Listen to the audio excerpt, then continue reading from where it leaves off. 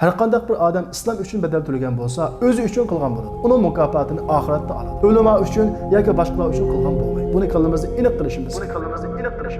Eng burun uning salohiyatiga qarashimiz kerak. Agar biz uning salohiyatiga qaramay, taqvo ekan, iymonliq ekan deb hududdan chiqolmasimi, buni bir ishga qo'ysa, biz omonatni joyiga topshirmagan bo'lamiz. Peygamberlikning 14-yili, ya'ni milodiya 622-yili 9-oyning 12-kuni Peygamberimiz Muhammed alayhissalom eng yaqin hamrohi bo'lgan Hazrati Abu Bakr bilan birga hijrat safariga otlanadi. Peygamberimiz Muhammed alayhissalom mushriklarning keynidan izg'olab kelganligini oldin nazarga olib, Madina tarafga emas, qarshi tarafdagi Surta qarab mangdi va o'zining va Hazrati Abu Bakrning tugisini yo'l boshlovchi Abdullah ibn Urayqitga topshirib, 3 kundan keyin Surtaning yanada kurashga kelishdi. Peygamberimiz Muhammed alayhissalom bu hijrat safarida Abdullah ibn Urayqit ismli bir mushrikni ishlatgan bo'lib, gerçi Abdullah ibn Urayqit mushrik bo'lsa-mu, yo'l boshlashga nihoyat mahir, sir saqlaydigan va Madinaga boradigan maxfiy yo'llarni nihoyat pishiq biladi. Shuning uchun Peygamberimiz Muhammed alayhissalom gerçi u mushrik bo'lsa-mu, uni ishlatgan. Peygamberimiz Muhammed alayhissalomning Abdullah ibn Urayqitni gerçi mushrik bo'lsa-mu, bu ishni ishlatishida har qaysi siyosiylar va korxonchilar uchun nihoyat muhim bir o'git bor. U bo'lsa-mu, dunyoviy ishlarda eng muhim e'tiborga ilinadigan uning iymoni yoki taqvodorligi emas, uning salohiyati. Ya'ni shu ishning huddidan chiqolishi yoki chiqolmasligi. Uning taqvodorligi va iymoni uningdan keyin, ya'ni salohiyatdan keyin keladi. Chunki bu imom tanlash ish emas. Bundaq tajriba asos qilingan dunyoviy ishlarda eng burun uning salohiyatiga qarashimiz kerak. Agar biz uning salohiyatiga qaramay, taqvo ekan, iymonliq ekan deb huddidan chiqolmasimi, uni bir ishga qo'ysa, biz omonatni joyiga topshirmagan bo'lamiz. Ham bu Peygamberimiz Muhammed alayhissalomning odam ishlatishdagi sunnatiga xilof ish. Bundaq ishda muvaffaqiyat bo'lmaydi. Peygamberimiz Muhammed alayhissalomning insonning tajribasi asos qilinadigan dunyoviy ishlarda odam ishlatishdagi o'lchami oldi bilan salohiyat, undan keyin diyonat. Peygamberimiz Muhammed alayhissalom va Hazrati Abu Bakr Siddiq Hazrati Abu Bakrning uyidan Surtagacha bo'lgan 5 kilometr yo'lni kechida putining uchida dastlab minib, Peygamberimiz Muhammed alayhissalomning putining uchi yeyilib ketadi. Allohdan vahiy keladigan 54 yoshli Peygamberimiz Muhammed alayhissalomning buncha ehtiyot qilishi bizga savab qilishning naqadar muhim ekanligini ko'rsatadi. Agar Allohga tavakkul qilish savab qilishga zid bo'lsa edi, Peygamberimiz Muhammed alayhissalom putining uchida minib buncha jafo tortmas edi. Men Allohning yo'lida, Alloh meni qo'g'daydi, ham qo'g'dish kerak deb Peygamberimiz Muhammed alayhissalom hargizmi qaramliq qilmadi. Balki o'zining qo'ldan keladigan sabablarning hammasini qildi. Hazrati Abu Bakrning uyidan kechida yo'lga chiqdi. Shundaqla bu yo'lda putining uchida dastlab mangdi. Chunki mushriklar oyoq izi qarab kim ekanligini bilib olaydi. Allohning payg'ambari Alloh yo'ldagi bu hijrat yo'lda buncha sabab qilgan ekan, buncha ehtiyot qilgan ekan, sabab qilishning Allohga tavakkul qilishga zid kelmaydiganligi, aksiga sabab qilish Peygamberimiz Muhammed alayhissalomning sunnati va axloqi ekanligini ko'ra olamiz. Peygamberimiz Muhammed alayhissalom va Hazrati Abu Bakr Siddiq ming taslikda Surtag'ining yoniga keladi. Surtag'i yer yuzidan 750 metr egizlikda egiz tog' bo'lib, Peygamberimiz Muhammed alayhissalom u tog'ning ustidagi o'nkir ichida 3 kun panohlangandan keyin mushriklar Peygamberimiz Muhammed alayhissalomni izlab topolmay umidini uzgandan keyin Madinaga qilgan safarini davomlashtirmoqchi bo'lgan. Ular bu o'nkirning ichida 3 kun turish jarayonida Hazrati Abu Bakr Siddiq 27 yoshli homildor qizi Asmoni tamoq turishga o'rlashtirgan edi. Shundaqla 7 yoshli o'g'li Abdullohni Bazo va Kabaning atrofidagi odam to'plashgan yerga berib, tinglab yurib, vaziyat ahvolini bilib, undan keyin Peygamberimiz Muhammed alayhissalomga xabar qilishni o'rlashtirgan edi. Va shundaqla qizi Asma va Abdullohning berib kelishdagi izini o'chirish uchun Abu Bakr Siddiq xuddi Bilalni zolimlarning qo'lidan qutuldirib ozod qilayotganiga o'xshash, ozod qilayotgan Amir ibn Fuhayra degan ozodgardisini shu yerda qo'yib beqish orqali ularning izini o'chirishga o'rlashtirgan edi. Hazrat Abu Bakr Siddiq va Peygamberimiz Muhammed alayhissalom tog'ning yoniga kelib taqqa yamishqa boshlaydi. Va ming taslikda 750 metr egizlikdagi tog'ning ustiga chiqadi. Va Peygamberimiz Muhammed alayhissalom hali qolmagan holda o'nkirning ichiga kirgilib temshalgan vaqtida Hazrat Abu Bakr Siddiq to'xtab tursa, "Ey Rasululloh, men bir qarab chiqay" deb ichiga kirib o'mich to'g'larining hammani aytib pokizlab, tushuklarga ko'ynikini yetib tiqidi va bir tushukka yetgan ko'yniki yetishmay o'zining putini quyib oladi. Va Peygamberimiz Muhammed alayhissalomga "Amdi kisli ey Rasululloh" deydi. Peygamberimiz Muhammed alayhissalom o'nkirning ichiga kirib hali qolmagan holda beshini Hazrat Abu Bakr Siddiqning yo'tisiga qo'ygunicha shirin uyquga ketadi. Hazrat Abu Bakr Siddiq Peygamberimiz Muhammed alayhissalomni o'g'itib samaslik uchun harakat qilishdan nihoyat ehtiyot qiladi. Mushundaq turgan paytda Hazrat Abu Bakr Siddiq putini qo'ygan tushukdan bir yilon Hazrat Abu Bakrning putini chaqadi. Hazrat Abu Bakr Peygamberimiz Muhammed alayhissalomni uyg'unib ketmasin deb harakat qilishdan qattiq saqlanadi. Ammo og'riq azobidan uning ko'zidan yosh chiqib, uning ko'zidagi yosh Peygamberimiz Muhammed alayhissalomning yuziga tomchiydi. Peygamberimiz Muhammed alayhissalom uyg'unib ketib, Hazrat Abu Bakrning ko'zidan yosh oqqanligini ko'rib, "Ey Abu Bakr, sana nima bo'ldi?" deydi. Hazrat Abu Bakr putimni yilon chaqib oldi, "Ey Rasululloh" deydi. Peygamberimiz Muhammed alayhissalom duo o'qib, Hazrat Abu Bakrning putiga suflab qo'ydi. Makkadagi mushriklar Peygamberimiz Muhammed alayhissalomni uyida o'ltirilmaganligidan ichi nihoyat ochiq bo'lib, Hazrat Alini urib va uni so'rab Kabaning to'yiga akiladi. keladi va undan payg'ambarimiz Muhammad alayhisolamning nima ketganligini so'raydi. Hazrat Ali payg'ambarimiz Muhammad alayhisolamning nima ketganligini amaliyotda bilmagachga Hazrat Alidan ular hech qanday uchurga erisha olmaydi. Abu Jahl nihoyat g'azablanib Muhammadni uning yaqin do'sti Abu Bakr chuqum biladi. Undan so'rayli deb Abu Bakrning uyiga keladi va ular Abu Bakrning eshigini chekadi. Eshikni Abu Bakrning qizi Asma ochadi. Abu Jahl nihoyat g'azab bilan "Dadang qani?" deb so'raydi. Asma "Bilmayman, bir qancha kun bo'ldi uyiga kelmadi" deydi. Abu Jahl ikkisining birlikda yo'lga chiqqanligini his qilib, nihoyat g'azablanib Asmaning yuziga bir qacha soladi. Asma yerga qilib, uning quloqidagi monchoqlar cheshlib yerga to'kilib ketadi. Mushuklarning kattvoshlari jiddiy to'plashadi va Makkadagi barliq chavandozlarning hammani to'plab Muhammad alayhisolamni tepish uchun taraf-tarafga ot chopqizadi. Payg'ambarimiz Muhammad alayhisolam bo'lsa Hazrat Abu Bakr Siddiq bilan birga o'nkurning ichida yushinib turadi. Hazrat Abu Bakrning 27 yoshli qizi Asma 7 oylik homildor bo'lib, plan bo'yicha har kuni Payg'ambarimiz Muhammad alayhisolam va Hazrat Abu Bakrga tamoq to'shiydi. Kichik o'g'li Abdullah bo'lsa baza va odam to'plashga yerga berib, Payg'ambarimiz Muhammad alayhisolam haqidagi uchurlarni egallagandan keyin tang kechida Payg'ambarimiz Muhammad alayhisolamning yoniga kelib, Payg'ambarimizga bo'lgan ahvollarni yetkazadi. Hazrat Abu Bakr Siddiqning azobgardisi Amir ibn Fuhayra bo'lsa, Asma va Abdullahning berib kelishlik izini uchish uchun har kuni shu yerda qo'y boqadi. Mushuklar Payg'ambarimiz Muhammad alayhisolamni har tarafdan izlab topolmay, ichi nihoyat tit bo'ladi. Va ular oxiri izlab Payg'ambarimiz Muhammad alayhisolam yushirilgan sur tog'ining yoniga keladi. Ular bu tog'ning ustida bo'lishi mumkin yoki bo'lmasligi mumkin deb bir oz datalash qilgandan keyin oxiri chiqib qarab boqayli deb tog'ning ustiga chiqadi. Va Payg'ambarimiz Muhammad alayhisolam yushirilgan o'nkurning oldiga keladi. Bu vaqtda Hazrat Abu Bakr Siddiq ensashga boshlaydi. Va Payg'ambarimiz Muhammad alayhisolamga: "Ey Allohning elchisi, ular pastga qarasizlar bizni ko'rib qoladi" deydi. Payg'ambarimiz Muhammad alayhisolam nima deydi bilamsizlar? "Ey Abu Bakr, qo'lingni ko'tar, Allohga duo qilayli" dedimi? Yo'q. "La tahzan, innalloha ma'ana." G'am qilma, Alloh biz bilan birga dedi. Nima uchun Payg'ambarimiz Muhammad alayhisolam bu eng qiyinchilik, eng xatar vaqtida Allohga duo qilishga boshlamay, "G'am qilma, Alloh biz bilan birga" deb qalbi butun ishonchga to'lgan holda bu gapni qildi? Chunki Payg'ambarimiz Muhammad alayhisolam amaliy duo qildi. Ya'ni qiladigan sabablarning hammani qildi. Hazrat Abu Bakrning uyidan kechida chiqdi va mushuklarning tepib olmaslik uchun putining uchida dastlab mangdi va izini uchagili Amir ibn Fuhayrani urlashtirdi. Demak, quldan qilgan sabablarning hammani qildi. Ya'ni amaliy duo qildi. Endi bundan keyingi ish Allohning ishi. Shuning uchun Payg'ambarimiz Muhammad alayhisolam "La tahzan, innalloha ma'ana." G'am qilma, Alloh biz bilan birga deb tulib toshqan ishonch bilan hech qo'rqmasdan turdi. Ammo biz bugungi musulmonlar bo'lsa, qo'limizdan keladigan sabab va harakatlarni qilmay turib, majburiyatimizni ado qilmay turib, doim Allohdan mo'jizaviy yordam kelishini kutamiz va zolimlarni biz hech ish qilmay Allohning yo'qotib berishini tilaymiz. Nada undaq ish bor? Dunyoda har bir ish qonuniyatga bog'langan. Biz shu qonuniyat bo'yicha harakat qilgan vaqtimizda bizning kuchimiz yetmagan va bizning irodamizning sirtida bo'lgan ishlarda Alloh taolo bizga yordam qiladi. Ammo biz hech ish qilmay turib Allohdan yordam talab qilsak va Allohdan mo'jizaviy shaklda yordam berishini kutsak, Alloh bunda holatda hech qachon yordam bermaydi. Agar Alloh taolo hech sabab qilmasdan mo'jizaviy yordam bersaydi, bundaq yordamga o'zining payg'ambari Muhammad alayhisalom nihoyat haqli edi. Payg'ambarimiz Muhammad alayhisalom Allohning elchisi tutib, o'nkunning ichida 3 kun yushirindi. Ya'ni dunyo qonuniyatiga uyg'un holda qo'ldan keladigan sabablarning hammani qildi. Undan keyingi ish Allohning ishi bo'lganligi uchun payg'ambarimiz Muhammad alayhisalom yushirilgan o'nkunning ig'ziga Alloh taolo vahiy qilish orqali o'müchuklarni to'r to'qitqizib o'tdi. Mushuklar o'nkunning ig'ziga qarab, "Ha, bu yerda o'müchukning turi bor ekan, bu yerga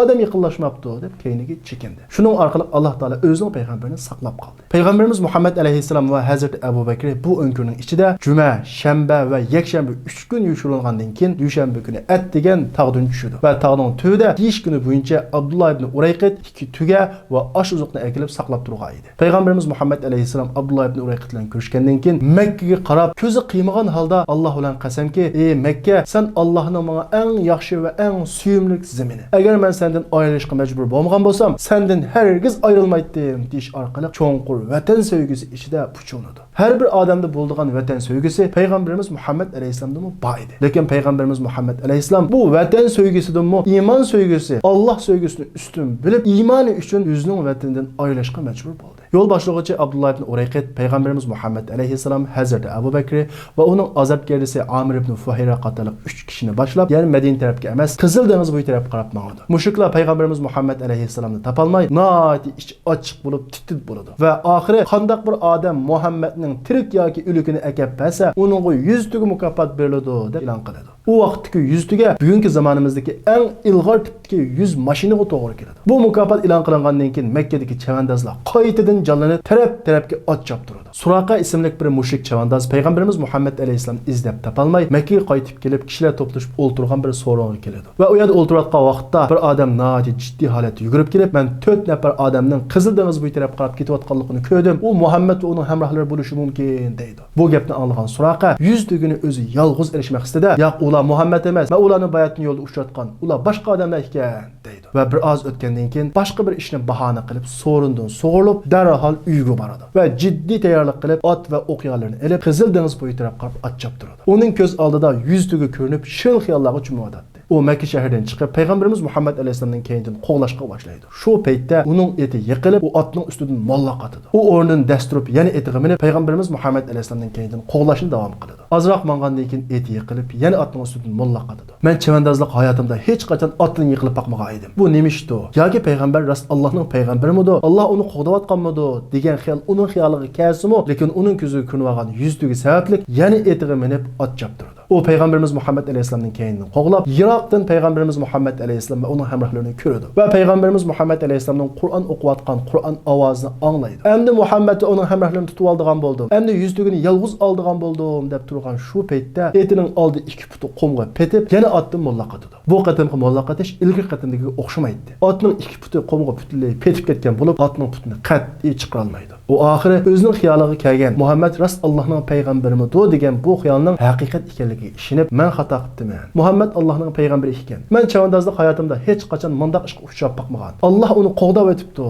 deb payg'ambarimiz Muhammad alayhisolamni tutish niyatidan yanadi. Payg'ambarimiz Muhammad alayhisolam yiroqlab ketaveradi. U noit taslikda bir hazodan keyin otning 2 putini qumdan chiqaradi. Ondan keyin etiga yana qaytib minib payg'ambarimiz Muhammad alayhisolamning keynidan qo'g'laydi. Va payg'ambarimiz Muhammad alayhisolamga yaqinlashgan vaqtida yuqori ovozda to'g'laydi. "Ey Allohning elchisi, men sizlarga hech qanday ziynat tuzmayman. To'xtanglar" deydi. Hazrat Abu Bakr bizni tutib oldigan bo'ldi deb yana andish qilishga boshlaydi. Payg'ambarimiz Muhammad alayhisolam yana o'xshashla "La tahzan, innalloha ma'ana." G'am qilma, Alloh biz bilan birga. Alloh bizni qo'g'daydi deb Hazrat Abu Bakrni xotirjam qiladi. Suraqa payg'ambarimiz Muhammad alayhisolamning yoniga hali qolmagan holda kelib, "Ey Allohning elchisi, Makkaning kattavoshlari sizni tutish uchun 100 tuga mukofot e'lon qildi. Shuning bilan chavandozlar qaytadan jonlanib sizni taraf-tarafda izlayotdi. Mana bu o'zim uchun elib olgan uzuq-tulik. Buni sizga beray. Sizlar yo'lni davom qilsizlar" deydi. Payg'ambarimiz Muhammad alayhisalom uning talabini rad qilib, "Sen biz bilan kurashganingni mushriklarga aytmasanglar, bu bizga qilgan cho'ng yaxshilikning bo'ladi" deydi. Suraqa, "Chuqum shunday qilaman ey Allohning elchisi. Men keyinlardan Madinaga borsam, menga omonlik berishlik uchun menga bir xat yozib bergan bo'lsalar" deydi. Payg'ambarimiz Muhammad alayhisalom Amir ibn Fuhayraga buyurib, bir parcha raxtga Suraqaga omonlik xat yozib beradi.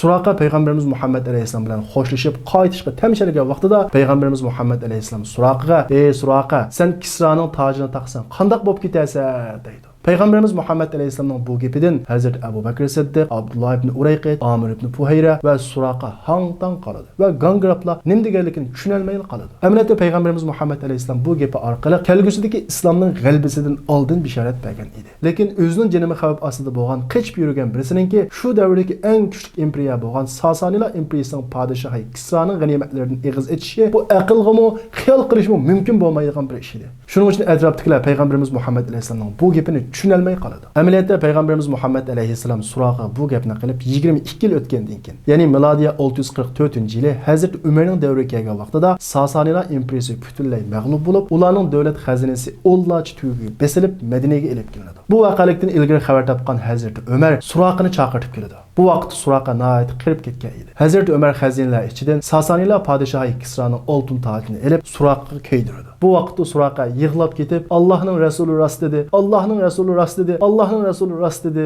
deydi. Va shundaqla ikki qo'lni osmonga ko'tarib, bu tojni podshoh Kisradan soldirib, sahrolik Suraqaga kiydirgan "Alloh pokdir, Alloh kuchlidir" deydi. Gapimiz qaytib kelsak, Suraqa payg'ambarimiz Muhammad alayhisalom bilan xo'shlashgandan keyin Makka qaytib keladi. U Makka qaytgan vaqtida bir qancha chavandoz hiliq odamning gapini anglab, payg'ambarimiz Muhammad alayhisalomning keyinidan qo'g'lashga tayyorlik qilayotgan ekan. Suraqa ularga "Men berib keldim, ular Muhammad emas ekan" deb ularni qaytaradi. Ular Suraqani o'zlaridan birisi deb qarag'achqa, ularning keyinidan qo'g'lashdan voz kechadi. Shunda qilib payg'ambarimiz Muhammad alayhisalom va hamrohlari Abdullah ibn Urayqitning yo'l boshlashi bilan Qizil dengiz bo'yiga yaqinlashgan vaqtida ko'p odam bilmaydigan maxfiy yo'l orqali Madinaga qarab yo'l oladi. Ular bir kecha kunduz yo'l yurgandan keyin ertasi tush vaqtida havo nihoyat issiq bo'lg'achqa birdan to'xtab demirib mangayli deb nihoyat cho'ng bir Qur'on tashining yoniga kelib to'xtaydi. Hazrat Abu Bakr Siddiq "Sizlar birdan uxlaysiz ey Rasululloh" deb payg'ambarimiz Muhammad alayhisalomga chopinni silib beradi. Payg'ambarimiz Muhammad alayhisalom uyquga ketgandan keyin Hazreti Abu Bakr atrofni ko'zitib, yiroqdan bir padichi bolani ko'rdi va u bolani yaniga berib, qo'ylingdan sut sig'ib olsam bo'lamdi deydi. U bola albatta bo'ladi, sig'ib ol deydi. Hazreti Abu Bakr ilib olgan qachisiga uning qo'yidan to'shqisi sut sag'idi.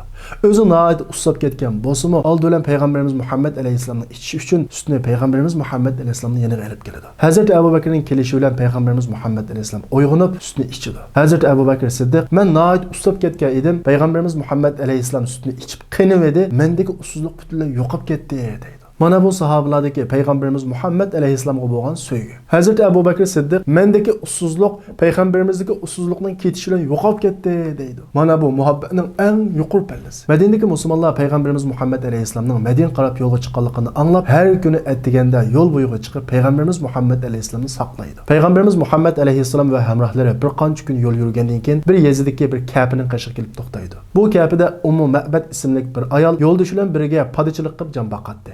Payg'ambarimiz Muhammad alayhisolam va hamrohlari kelgan vaqtida bu ayolning yo'ldoshi yo'q edi. Hazrati Abu Bakr Siddiq u ayoldan bizga yugudek bir narsa bormi deb yemeklik so'raydi. Bu ayol sizlarga yegudek bir narsa yo'q. Bo'lgan bo'lsa aymaydi deydi. Payg'ambarimiz Muhammad alayhisolam bu ayolning qo'ylaridan bir qo'yning qo'ylardan ayrilib beshini sangiltib turganligini ko'rib, bu qo'yga nima bo'ldi deydi. Ummu Ma'bad u qo'y yemas qo'y bo'lib, uruqlab holdan ketgachga qo'ylar to'pidan ayrilib mushunaq yolg'iz bo'lib qoldi deydi. Payg'ambarimiz Muhammad alayhisolam Ummu Ma'badga u qo'yni sog'sam bo'lamdi deydi. Ummu Ma'bad u qo'yni sog'sang sut chiqmaydi. Agar sag'ay desang sig'ib boq deydi. Payg'ambarimiz Muhammad alayhisolam sut qochisi keltirib bismillah deb u qo'yni sig'ishga boshlaydi. Sut u qo'yni etlib chiqib sut qochisi to'shidi. Payg'ambarimiz Muhammad alayhisolam sut qochisini Ummu Ma'badga sunadi. Ummu Ma'bad sutni qong'ichi ichidi. Undan keyin payg'ambarimiz Muhammad alayhisolam va hamrohlari shu uruq qo'ydan chiqqan sutni tuyidi. Undan keyin payg'ambarimiz Muhammad alayhisolam yana yo'lni davom qiladi. Biroz o'tgandan keyin Ummu Ma'badning yo'ldoshi qaytib keladi va uydagi qochida nis to'ldirilgan sutni ko'rib hayron qoladi. Va bu sutni nerdan topding deb ayoldan so'raydi. Ummu Ma'bad heliqi uruq qo'ydan chiqdi deydi. Yo'ldoshi Ummu Ma'badning so'ziga ishonmay, "Nerdimi bu qo'ydan buncha sut chiqsin?" deydi. Ummu Ma'bad boya 4 nafar odam keldi. Uning orasida mo'ysipit bir odam bor ekan. U odam bu qo'yni bismillah deb saqqila boshlabdi, sut degan etib chiqib ketdi. Mushu sut mush qo'yning suti deydi. Ummu Ma'badning yo'ldoshi bu odam heliqi Qurayshlar izlayotgan odam shu bo'lib qolmasin yana. Men bu odamni bir supatlab bergin. Shoy shakli qanda va yurish-turish butun qiyofatlarini menga so'zlab bergin deydi. Ummu Ma'bad payg'ambarimiz Muhammad alayhisolamni xuddi usti resimchidek ko'z qoshlari, yuzlari, bo'y turqi va butun qiyofatlarini noati gavdalik holda supatlab beradi. Payg'ambarimiz Muhammad alayhisolamning qiyofati 3 nafar sahobadan naql qilingan bo'lib, eng gavdalik supalangani Ummu Ma'badning yo'ldoshiga payg'ambarimizni supatlab bergan supatlashidir. Yo'ldoshi Ummu Ma'baddan payg'ambarimiz Muhammad alayhisolamning supatini anglagandan keyin xuddi payg'ambarimiz Muhammad alayhisolam oldiga hozir bo'lgandek his qiladi va haliqi Qurayshlar gapini qilgan odam mush ekan. Mening bu odam bilan ko'rishkim bor edi deydi. Keyin Ummu Ma'bad musulmon bo'lib Madinaga qaytadi. Payg'ambarimiz Muhammad alayhisolam va hamrohlari bir qancha kun yo'l yurish orqali milodiya 622-yili 9-oyning 23-kuni, ya'ni saq 11 kun yo'l yurgandan keyin Madinaga yetib keladi. Payg'ambarimiz Muhammad alayhisolamni 4 ko'z bilan kutayotgan madinalik musulmonlar Iroqdan payg'ambarimiz Muhammad alayhisolamni ko'rib, Allohu akbar, Rasululloh yetib keldi deb takbir to'lishib ketadi. Madinadagi musulmonlarning ko'pinchisi payg'ambarimiz Muhammad alayhisolamni ko'rib boqmag'achqa, Madina xalqi ko'chaga to'kilib, payg'ambarimiz Muhammad alayhisolamni qarshi olishga chiqadi. Kichik bolalar dab-chilib, naqsh aytib payg'ambarimiz Muhammad alayhisolamni qarshi oladi.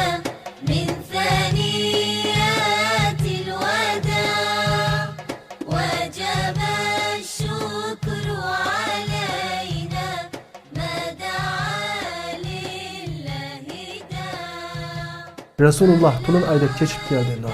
Chiqib keldi saniyatul vidodir. Allohga shukr qilish bizga kerak. Hech qaysimiz qo'l tushirmay duodir. Ey bizlarga avatilgan payg'ambar. Elib kelding haqiqatan agashkudek bir dinni. Xo'sh kelding sen ey esil elchi. Madina Munavvar hech qachon misli ko'rilmagan qizg'in kayfiyatga cho'madi. Kishilar Allohning elchisi Muhammad qaysido deb 4 nafar kishidan payg'ambarimiz Muhammad alayhisolamni izlashga boshlaydi. Demak payg'ambarimiz Muhammad alayhisolamning qiyofati qaramoqqa hamrohlardan farqlanmaydi. Hazrati Abu Bakr Siddiq payg'ambarimiz Muhammad alayhisolamga ishorat qilish uchun choponini soy qilib payg'ambarimiz Muhammad alayhisolamga tutib beradi. Bundan kishilar payg'ambarimiz Muhammad alayhisolamni tunib oladi. Kishilar payg'ambarimiz Muhammad alayhisolamni o'ylarga tushish uchun talashib, tugisining chularini har tarafga tortishadi. Payg'ambarimiz Muhammad alayhisolam oxiri Quba kentidagi Kulsum ibn Hidam ismli bir boyning uyiga tushadi. Payg'ambarimiz Muhammad alayhisolam o'zidan burun ketgan muhojir sahobalar va madinalik musulmonlar bilan ahvollashib bo'lgandan keyin islom jamiyatining tunji yurigi bo'lgan masjid salishga tutish qiladi va masjidning tunji xishini o'z qo'li bilan qo'yadi. Sahobalar nihoyat qizg'in kayfiyatda taraf-tarafdan tutish qilib masjid salishga erişib ketadi. Payg'ambarimiz Muhammad alayhissalom Madinaga yetib kelib 3 kundan keyin Hazrat Ali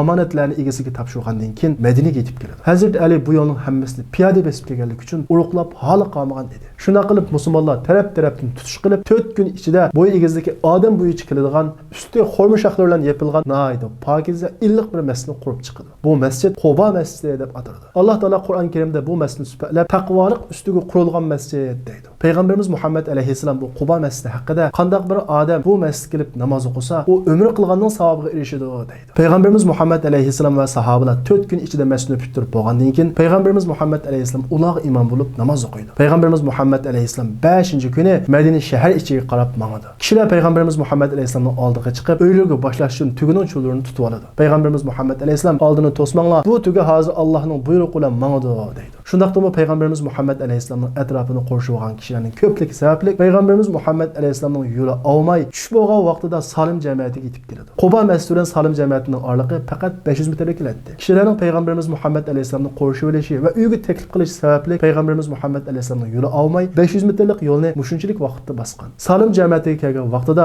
Salim jamiyatining cho'nglari oldiga chiqib, "Ey Rasululloh, bizning mahallamizga tushib 2 rakat namoz o'qib bersam" deydi. Payg'ambarimiz Muhammad alayhissalom Avs jamiyatiga tava Kulsum ibn Hidamning uyida 4 kun turgandan keyin Xazraj qabilasiga tava Salim jamiyatining bu talabini rad qilg'usi kelmay, ikki qabilaga o'rtaq muomala qilganligini bildirib qo'yish uchun bu mahallada tushdi. Bu juma kuni bo'lib, jumaning vaqti kirib qolgan edi. Payg'ambarimiz Muhammad alayhissalom juma namozini mushu mahallada o'qishni iroda qiladi. Sahobalarning hammasi tahorat qilib, oq qiyaga to'planib Payg'ambarimiz Muhammad alayhissalomning keyinda juma o'qishga hozirlandi. Juma namozi Makka davrida farz qilingan bo'lsa-mu, Makkada oshkor ibodat qilinmag'achqa Makkadagi musulmonlar juma namozi o'qiy olmagan edi. Ammo Madinadan kelib musulmon bo'lgan tunji 6 nafar sahoba Madinaga qaytgandan keyin Madinada juma namozi o'qiyotgani 3 yil bo'lgan edi. Ko'pinchimiz Payg'ambarimiz Muhammad alayhissalomning oxirgi, ya'ni vidolish xutbasini bilamiz. Ammo Payg'ambarimiz Muhammad alayhissalomning tunji xutbasini bilmasligimiz mumkin. Payg'ambarimiz Muhammad alayhissalom bu tunji xutbasida muhojirlarning hijrat jarayonidagi jafosi yoki ansarlarning muhojirlar qilgan yaxshiligi haqida emas, islomning ona maqsadi bo'lgan tavhid va insonlarning dunyodagi g'oyasi va dunyodagi vazifasi haqida to'xtalib, tuvandagi xutbani o'qiydi.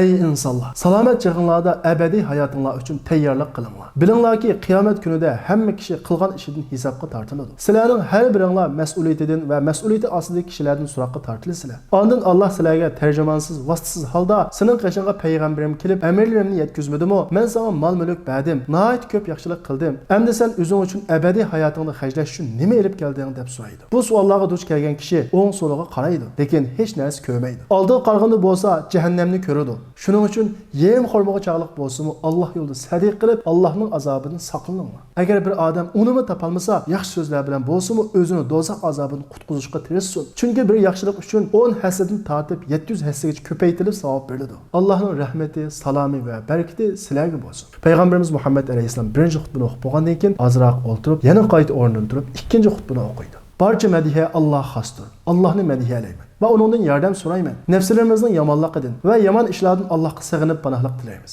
Alloh to'g'ri yo'lni ko'rsatgan, hidoyat qilgan kishini hech kim ozdira olmaydi. Alloh ozdirgan kishini hech kim to'g'ri yo'lga yetaklay olmaydi. Guvohlik beramanki, Allohdan boshqa iloh yo'q. U biridir. Uning tangtushi va o'qishi yo'qdir. So'zlarning eng yaxshisi Allohning kitobidir. Alloh qalbni Qur'on bilan zinalagan, kufrlikdan islomga kirgizgan kishi haqiqatan muvaffaqiyat qozongan kishidir. Alloh Qur'onni barcha inson so'zlaridan, ya'ni inson qonunlaridan yuqori o'ringa qo'ygan. Qur'on eng go'zal va eng o'tkir so'zdir. Alloh yaxshi ko'rgan yaxshi ko'ringlar. Allohni butun qalbinglar bilan yaxshi ko'ringlar. Allohning kalomidan va uni o'qishdan zerikib qolmanglar. Allohning kalomidan qalbinglar siqilmasin. Chunki Alloh sizlarga so'zlar ichidan eng yaxshi so'zni, payg'ambarlikka insonlar ichidan eng yaxshi kishini, amallar ichidan eng yaxshi ishlarni va insonlarga berilgan halol haromdan eng yaxshisini tanlab beradi. Shundaq bo'lgan ekan, Allohga qulchilik qilinglar. Uningga hech narsani shirik keltirmanglar. Uningdan o'z loyiqida qo'rqinglar. Og'zingizda deganinglar bilan amaliy ish harakatinglar birdek bo'lsin. Oranglarda Allohning kalomini o'lcham qilib, o'z ara do'stona o'tinglar. Shaksizki Alloh va'dasi turmaganlarga g'azab qiladi. Sizlarga omonlik tilayman. Payg'ambarimiz Muhammad alayhissalom yuqorqi ikki xutbasida dunyo hayotining abadiy hayotning, ya'ni oxiratning muqaddimasi ekanligi, shundaqla bu dunyo hayotining abadiy hayot uchun tayyorlik qiladigan imtihon maydoni ekanligi va abadiy hayotda mushu dunyoda qilgan ishlarimiz qarta mukofotga erishganligimizni o'ttirib qo'ydi. Va shuning bilan birga bu da'voning, ya'ni islom da'vosining yolg'iz payg'ambarimizning da'vosi emas, balki Alloh qishangan har bir mu'minning da'vosi bo'lganligi uchun, ey ansarlar, bizni qanot ostingizga oldinglar, sizlarga rahmat, yoki ey muhojirlar, sizlar hijrat qilamiz deb jafo tortdinglar. Allah əcrini bəsun. Yo'q, bundaq gap yo'q. Chunki har bir odam jafo tortgan bo'lsa, o'zi uchun jafo tortdi. Ya'ni o'zining dini uchun, o'zining iymoni uchun jafo tortdi. Shuning uchun payg'ambarimiz Muhammad alayhisalom bu ikki xutbasida na muhojirlarning tortgan jafoyi, na ansarlarning ular qilgan yaxshiligi tilga ilinmasdan, har bir odam yaxshilik qilgan bo'lsa, uning mukofotini oxiratda oldiganligi, shundaqla bu dunyoning oxirat uchun uzuq to'playdigan imtihon maydoni ekanligini tunutdi. Demek İslam davası Allah'a işendim degan her bir Müslümanın davası. Her bir adamın bu İslamda mecburiyeti var. Her qanday bir adam İslam üçün bedel төлеген bolsa, özü üçün qılgan boladı. Onun mukafotini oxiratda oladi. Ulama üçün yoki boshqalar üçün qılgan bo'lmaydi. Buni qalbimizda aniq qilishimiz kerak. Payg'ambarimiz Muhammad alayhisalom salim jamiyati juma namozini o'qib bo'lgandan keyin, ya'ni Madina shahriga qarab mangadi. Shundaqla payg'ambarimiz Muhammad alayhisalom Allohning vahiysi bilan tugisi to'xtagan yerda ikkinchi haramni bino qildi. Payg'ambarimiz Muhammad alayhisalomning tugisi nerede to'xtadi? Haram qandoq bino qilindi? Bu haqdagi tafsilotlar qiziqsanglar, diqqatinglar kelarki darsimizda. Gül Ahmedim, Gül Ahmedim, canda canan Muhammedim, kurban bulsun canım tenim, yollarınga Gül Ahmedim. Gül Ahmedim, Gül Ahmedim, canda canan Muhammedim, kurban bulsun canım tenim, yollarınga